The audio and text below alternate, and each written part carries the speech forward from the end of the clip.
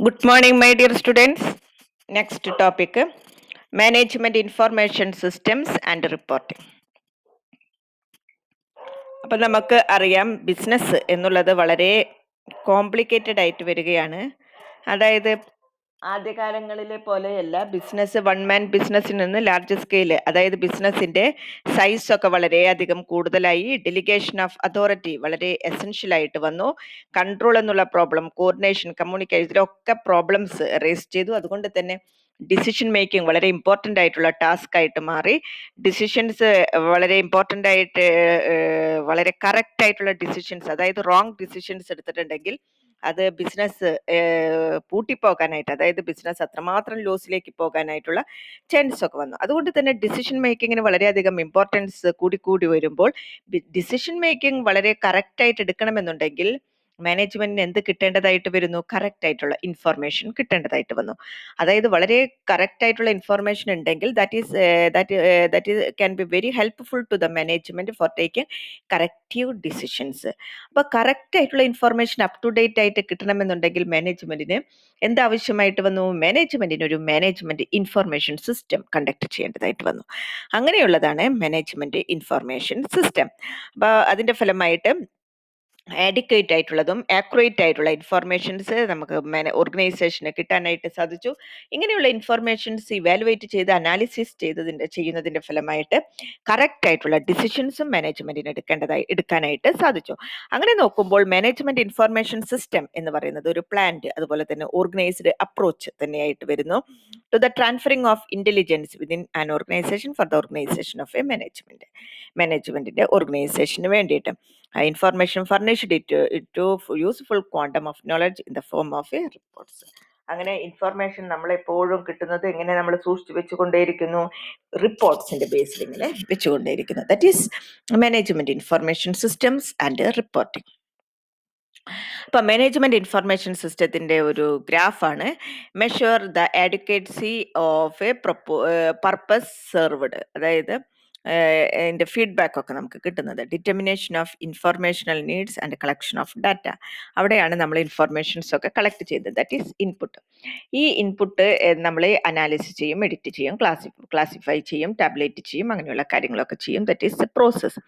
അതിൻ്റെ ബേസിൽ നമ്മൾ report, statements, summaries ഒക്കെ പ്രിപ്പയർ ചെയ്യും. That is output.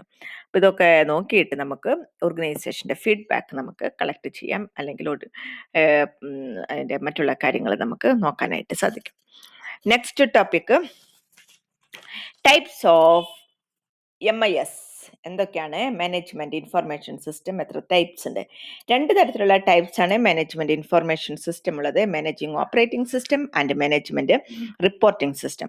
Operating system എന്ന് പറയുന്നത് ഇൻഫർമേഷൻ ഓർഗനൈസേഷനിൽ വളരെ അത്യാവശ്യമാണ്. ലോവർ ലെവലിലായാലും മിഡിൽ ലെവൽ ഓർഗനൈസേഷനാണെങ്കിലും അങ്ങനെയുള്ള ഇൻഫർമേഷൻസ്, സപ്ലൈ ചെയ്യുന്ന ഇൻഫർമേഷൻസ് ഒരു ബിസിനസ് ഓർഗനൈസേഷന്റെ ഓപ്പറേഷൻസിനെ ഹെൽപ്പ് ചെയ്യുന്നു. അതായത് finance, raw materials, labour, production, sales, ഇങ്ങനെയുള്ള കാര്യങ്ങളൊക്കെ നമുക്ക് വളരെ കറക്റ്റായിട്ട് അവിടെ ഇംപ്ലിമെന്റ് ചെയ്യണമെന്നുണ്ടെങ്കിൽ അഡ്വക്കേറ്റ് ആയിട്ടുള്ള ഇൻഫർമേഷൻ നമുക്ക് വളരെ അത്യാവശ്യമാണ്. എങ്ങനെയുള്ള ഇൻഫർമേഷൻ? ഓപ്പറേഷണൽ ഇൻഫർമേഷൻ നമുക്ക് അത്യാവശ്യമായിട്ട് വരുന്നു. അപ്പം ഇങ്ങനെയുള്ള ഇൻഫർമേഷൻസ് വളരെ ക്വിക്ക് ആയിരിക്കണം, അതുപോലെ തന്നെ റെഗുലർ ആയിട്ടായിരിക്കണം ഇതിൻ്റെ സപ്ലൈ ഒക്കെ നടക്കേണ്ടത്. അതുകൊണ്ട് തന്നെ ഇത് പെട്ടെന്ന് പ്രോസസ്സ് ചെയ്യാനും അനാലിസിസ് ചെയ്യാനും നമുക്ക് ഇലക്ട്രോണിക് ആയിട്ടുള്ള ഡിവൈസസും യൂസ് ചെയ്യേണ്ടതായിട്ട് വരുന്നു. അങ്ങനെയുള്ളതാണ് മാനേജ്മെന്റ് ഇൻഫർമേഷൻ സിസ്റ്റത്തിലെ മാനേജ്മെന്റ് ഓപ്പറേറ്റിംഗ് സിസ്റ്റം ഒരു ടൈപ്പ്.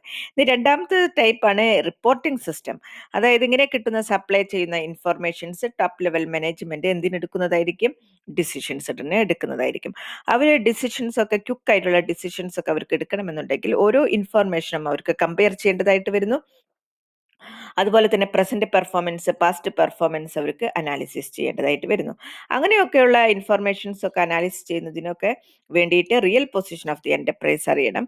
അപ്പം ഇങ്ങനെയുള്ള ഇൻഫർമേഷൻസിന്റെ സപ്ലൈ സ്ലോ ആണെങ്കിൽ information from various sources first compiled, നമ്മൾക്ക് കിട്ടുന്ന എല്ലാ ഇൻഫർമേഷനും നമ്മൾ കമ്പൈൽ ചെയ്ത് ഡിസിഷൻ മേക്കിങ്ങിന് യൂസ്ഫുൾ ആയിട്ടുള്ള ഫോമിലേക്ക് നമ്മൾ മാറ്റേണ്ടതാണ്. അപ്പം അതിനെ പറയുന്നതാണ് റിപ്പോർട്ടിംഗ് സിസ്റ്റം. അപ്പം രണ്ട് തരത്തിലുള്ള MIS ഉണ്ട്, ഇൻ ഓപ്പറേറ്റിംഗ് സിസ്റ്റവും റിപ്പോർട്ടിംഗ് സിസ്റ്റം. ഇനി നമ്മളുടെ ഓർഗനൈസേഷനിൽ എങ്ങനെയാണ് MIS ഇൻസ്റ്റാൾ ചെയ്യുന്നത്? 4 സ്റ്റെപ്പിൽ കൂടെയാണ് നമ്മളുടെ ഓർഗനൈസേഷനിൽ MIS ഇൻസ്റ്റാൾ ചെയ്യുന്നത്. MIS ഇൻസ്റ്റാൾ ചെയ്യുന്നത് വളരെയധികം ക്യൂബർസം പ്രൊസീജിയേഴ്സ് ആണ്, എക്സ്പെൻസീവ് ആണ്. എന്നിരുന്നാലും നമ്മളത് ഇൻസ്റ്റാൾ ചെയ്ത് കഴിഞ്ഞിട്ടുണ്ടെങ്കിൽ വളരെ ഈസി ആയിരിക്കും. മാനേജ്മെന്റിന് up to date informations operating system വഴി കിട്ടും. റിപ്പോർട്ടിംഗ് സിസ്റ്റം വഴി ഡിസിഷൻസ് ഒക്കെ വളരെ കറക്റ്റ് ആയിട്ട് എടുക്കാനായിട്ട് നമുക്ക് സാധിക്കും. അപ്പോൾ അതിൻ്റെ സ്റ്റെപ്സ് ആണ് പ്രിലിമിനറീസ്, പ്ലാനിങ്, ഇംപ്ലിമെന്റേഷൻ, റിവ്യൂ. നിങ്ങളുടെ ടെസ്റ്റിൽ നോക്കിയിട്ട് അതിൻ്റെ എക്സ്പ്ലനേഷൻസ് പഠിച്ചോളൂ. എന്താണ് പ്രിലിമിനറി എന്ന് പറയുന്നത്? പ്രിലിമിനറി സ്റ്റെപ്പ്, ഫസ്റ്റ് സ്റ്റെപ്പായിട്ട് വരുന്നത് ഓർഗനൈസേഷൻ്റെ നേച്ചർ എങ്ങനെയാണ്, നമ്മളുടെ ഓർഗനൈസേഷൻ്റെ സ്ട്രക്ചർ എങ്ങനെയുള്ളതാണ്, അതൊക്കെ നോക്കിയിട്ട് ഏത് തരത്തിലുള്ള ഇൻഫർമേഷൻ സിസ്റ്റമാണ് നമുക്ക് ഇംപ്ലിമെന്റ് ചെയ്യാനായിട്ട് സാധിക്കുന്നത് നോക്കുന്നത്. പ്ലാനിങ്, ഏതൊരു കാര്യവും ചെയ്യുമ്പോൾ നമ്മൾ എന്ത് ചെയ്യേണ്ടതാണ്? പ്ലാൻ ചെയ്യേണ്ടതാണ്.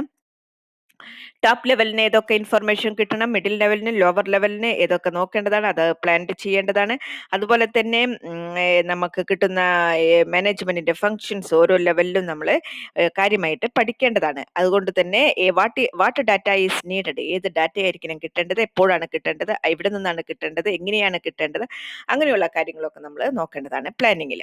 മൂന്നാമതായിട്ടുള്ളതാണ് MIS നമ്മൾ ഇഫക്റ്റീവായിട്ട് ഇംപ്ലിമെന്റ് ചെയ്യുന്നത്. അങ്ങനെ നമ്മൾ ഓർഗനൈസേഷനിന്റെ നേച്ചർ അനുസരിച്ച് നമ്മൾ MIS സിസ്റ്റം ഇംപ്ലിമെന്റ് ചെയ്യുന്നു. അങ്ങനെ ഇൻഫർമേഷൻ നമുക്ക് കിട്ടിക്കൊണ്ടേയിരിക്കുന്നു. അതിന്റെ പ്രോസസ്സ് അവിടെ നടക്കുന്നു. മാനുവൽ ആയിട്ടുള്ളത്, മെക്കാനിക്കൽ ആയിട്ടുള്ള ഡിവൈസസ് നമ്മൾ യൂസ് ചെയ്തുകൊണ്ട് നമ്മൾ അവിടെ പെർഫോം ചെയ്തുകൊണ്ടേയിരിക്കുന്നു. അപ്പൊ അങ്ങനെയുള്ളതാണ് ഇംപ്ലിമെന്റേഷനിൽ വരുന്നത്. റിവ്യൂ എന്ന് പറയുന്നത് വളരെ എസെൻഷ്യൽ ആയിട്ടുള്ളതാണ്. ഏതെങ്കിലും തരത്തിലുള്ള പ്രോബ്ലംസ് നമ്മളിത് ഇംപ്ലിമെന്റ് ചെയ്തിട്ട് നമ്മൾ ഫേസ് ചെയ്യുന്നുണ്ടോ എന്നുള്ളത് നോക്കുന്നത്.